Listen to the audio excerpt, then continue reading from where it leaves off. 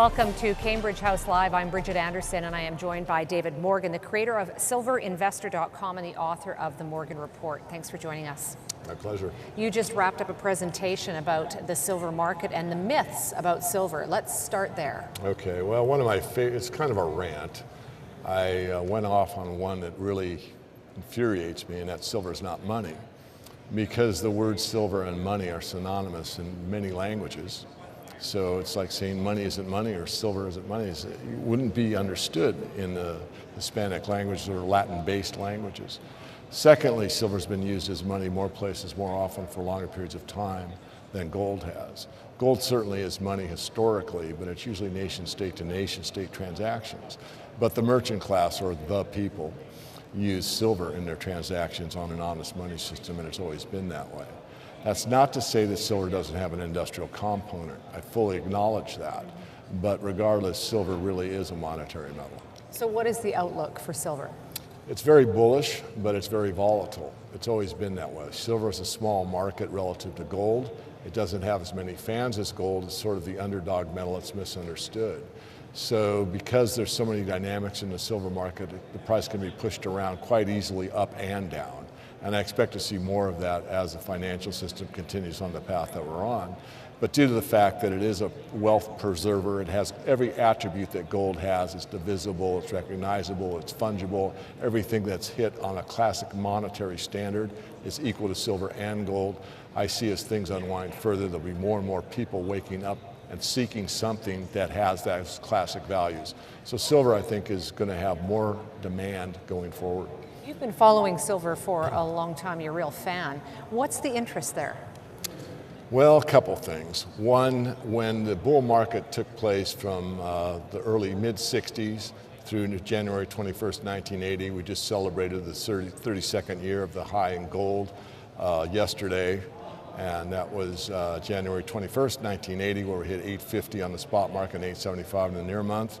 That is the all-time high in real dollars, even though today we're at $1,600 gold. In real terms, we'd have to be about $2,500 to be in real, true new highs. So when that took place, silver that year went from roughly $6 to $50 in 1 year. And that's something that I haven't covered recently, but that 90% of the move usually takes place in the last 10% of the time. So the people that come to me and say, "Well, David, I really love your story. I love the silver story, and I think you're making a lot of sense, but I've missed the move," don't know how markets move, because the greatest upside to silver comes in the last portion of the move. And it's not only silver. That's true of the tech wreck. That was true of the housing bubble. It's true of most markets. It's especially true of silver for two reasons. There's no competition for anything on the planet like there is for saving or preserving wealth. And the fear factor is much more motivating than the greed factor. This time I believe it'll be a worrisome overlay or overtone, because people will say, you know what, this thing isn't working. My retirement isn't going to help me. It's going down, not up. My housing prices are going down. My real estate portfolio looks bad. Stocks aren't doing it for me. And they start to turn to the asset of last choice, which is gold and silver. Okay, so any correlation to your outlook on gold then? Yeah, I'm very bullish on gold. I think everyone should own both, especially the older you are. Silver is volatile, so if you're 60, 70, 80 years old, you should have mostly gold weighting in your portfolio, not silver.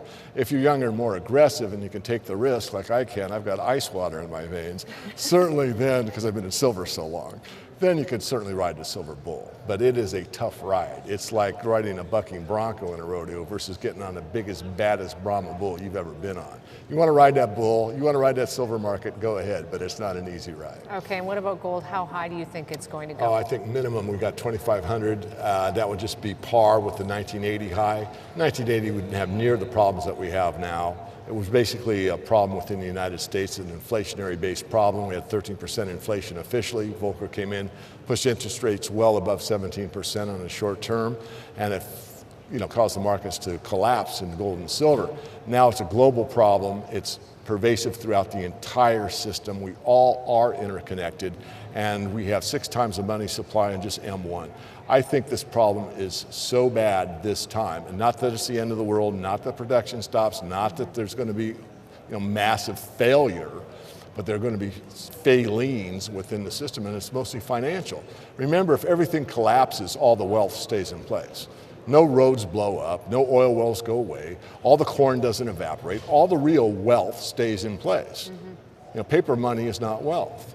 That's the system that implodes. So what happens is there's a restructuring of the system to redistribute the wealth, hopefully more honestly, throughout the financial structure that reemerges. Do you see that imminently then? I see that happening within 2 to 3 years. I really don't think it could go more than 3 more years, but I'm willing to admit I'm wrong, and we'll have to wait and see. Okay, so when you look at what's going on with gold and silver, taking a look around the room at some of the junior miners then, what's the trickle-down effect and where are the opportunities? Where should investors be looking? Well, I'm very opinionated in this space, as you know. I think the real opportunities are in your mid-tier growth companies that are producing already, because they have a way to increase their production, they have a way to get their capital costs down by being better performers, they have assets that they can go and mine certain areas that are richer grade or less rich grade, so they have a lot of variables in that space to increase their bottom line without the price of gold and silver increasing. Sorry, just to interrupt you, when you look at the price of gold and silver stocks, so they don't move in lockstep with gold and silver all the time, rarely in recent years. So why is that? And do you see that changing? I do, and you're right. They primarily haven't because almost all equity investors, these Section 7 licenses in the United States, I don't know what the equivalent is in Canada, are restricted from buying the commodity. That changed. It changed when the ETFs were started. So now an equity investor that manages money that can only buy a stock can buy a stock but actually is buying a commodity. That's true with the SLV or all the other silver ETFs and the gold ETFs. Well, a guy that's managing money that wants exposure to silver doesn't necessarily want the risk in a silver mine, even the best silver mine in the world, or the best silver mining company that's globally based. So it's much easier for them to go into an ETF and get the exposure they want with not nearly the risk that they had in the past. The only way for an equity investor to get silver or gold exposure in the past was through the mining equities. They don't have that problem anymore. That's number one. And the follow-on is, well, does it represent opportunity now or not? And the answer is yes. They're very, very undervalued. In fact, Wall Street, in my humble opinion, really doesn't see the future very well.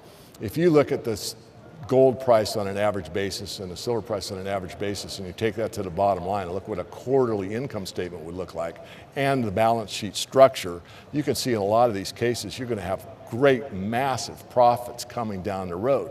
And if you anticipate that, you should be buying now because those profits are pretty much locked in now. But that's not the way Wall Street works. Once they see record earnings quarter after quarter after quarter and 3 quarters go by, then they'll put it on their buy list. Well, my people have already been in those stocks for 2 years. Any jurisdiction that you look on more favorably than others? Oh yeah, that's a problem. I was big in the South Africans in the first bull market. I'm old enough to have been there. And I do not like South African generally. I look at everything on an individual by individual, case by case basis. I don't want any of my members coming back and saying, well, David, you said this on TV.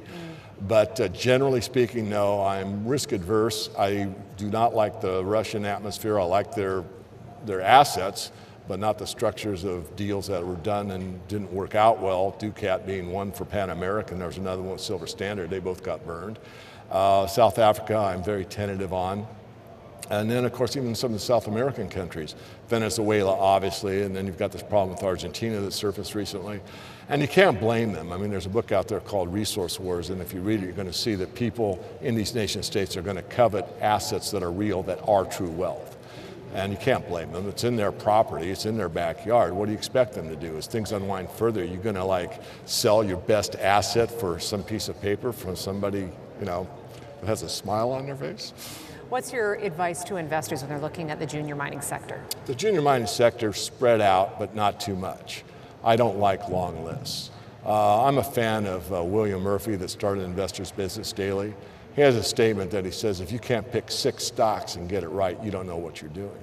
I pretty much agree with that. It's really hard to do that in the juniors. I pick about 10.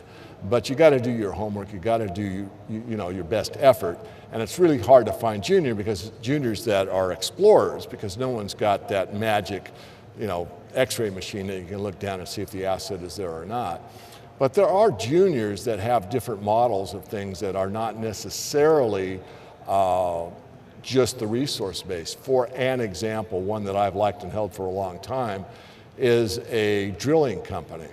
A drilling company is like in the 1880s or so when you were having a gold rush, you're selling picks and shovels. Those guys were guaranteed riches. While these other fools are out there breaking their back for 12 hours a day looking for gold. Some found it, some didn't. But the guys selling the picks, the pans, and the shovels did quite well. That's a drilling company. So that's one of our juniors as an example. So I'm well known to be a thinker outside the box, and that's one example of what we look for. That's a junior company that might have great upside with not much risk. I'm pretty risk adverse, even though I'm a silver bull and I've ridden it for a long time. In the portfolio, the best I can do it, I try to keep the risk low. And research. Thanks very much for joining us, David. I appreciate your time. My pleasure, thank you.